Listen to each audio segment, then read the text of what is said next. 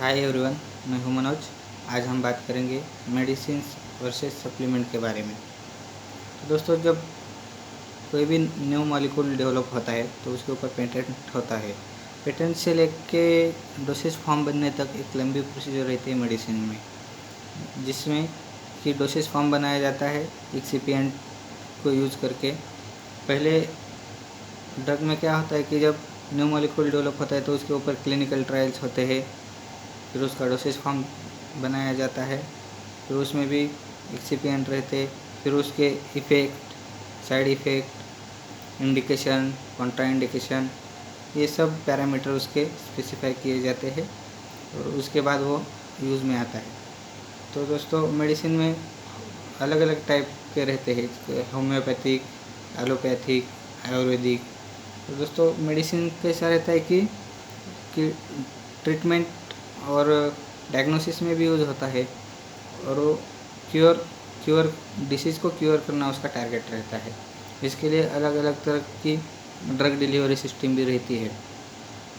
तो दोस्तों, ड्रग का मेन मोटो है कि एक डिसीज़ होगा तो उसको क्योर करना, या फिर हेल्थ प्रॉब्लम आया है उसको क्योर करना रहता है। न्यूट्रलाइट का कैसे है दोस्तों, ये ऑर्गेनिकली सिंथेसाइज किए रहते हैं, इसमें केमिकल नहीं रहता और ये प्लांट एक्सट्रैक्ट से बनाए गए रहते हैं।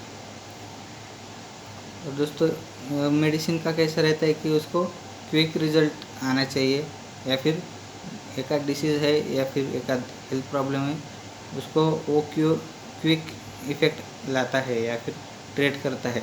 लेकिन ऐसा भी होता है कि वो वापस बाद में रिलैप्स हो जाए या फिर वापस वही प्रॉब्लम चालू हो जाए, यानी कि वो रूट कॉज को फिक्स नहीं करता। तो वो तो सिम्टम्स जो है उसको टेम्पररी फिक्स करता है। और जो सप्लीमेंट रहता है दोस्तों, रूट कॉज को फिक्स करता है और लॉन्ग टर्म रिजल्ट देता है।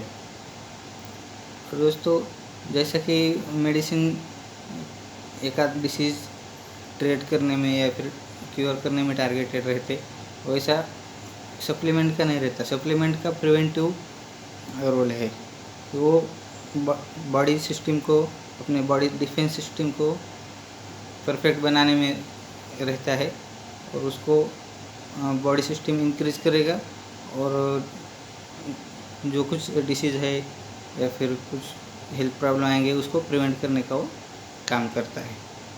तो दोस्तों, मेडिसिन कैसा रहता है कि लाइफस्टाइल जो डिसीजेस है, जैसे डायबिटीज़ है, बीपी है, उसको कम्प्लीटली क्लियर नहीं करता। उसके लिए लॉन्ग टर्म ट्रीटमेंट बताया जाता है, या फिर महीना, साल, ऐसा कंटिन्यू टैबलेट लेने के लिए बताया जाता है।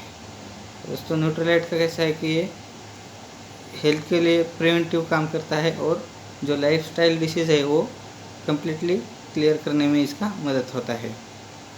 तो दोस्तों,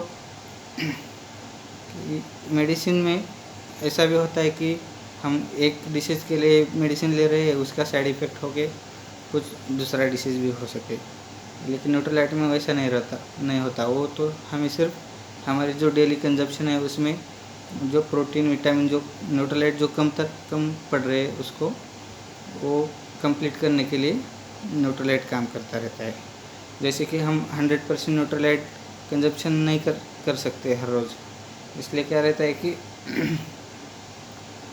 जो हमारे 100% में से जो कुछ 60-70% हमें फूड्स या डाइट से मिलता है, और बाकी का जो 30-40% है वो हमें सप्लीमेंट से मिलता है। दोस्तों, मेडिसिन में कैसा रहता है कि ये बॉडी में कंजप्शन होने के चांसेस ज़्यादा रहते हैं, और बॉडी में जैसे कंजप्शन रहेगा तो वो अदर डिसीज़ क्रिएट कर सकता है, यानी कि समझो किडनी का फिल्ट्रेशन वगैरह। और जो न्यूट्रलाइट रहता है दोस्तों, उसमें जो प्रोटीन रहता है, प्रोटीन हमारा बॉडी में एक्सेस अमाउंट में स्टोर नहीं हो सकता, इसलिए हमें डेली न्यूट्रलाइट और सप्लीमेंट लेना ज़रूरी पड़ता है। तो इस तरह दोस्तों, मेडिसिन और सप्लीमेंट में कुछ डिफरेंस थे। तो आपको ये डिफरेंस समझ में आए होंगे। Thank you.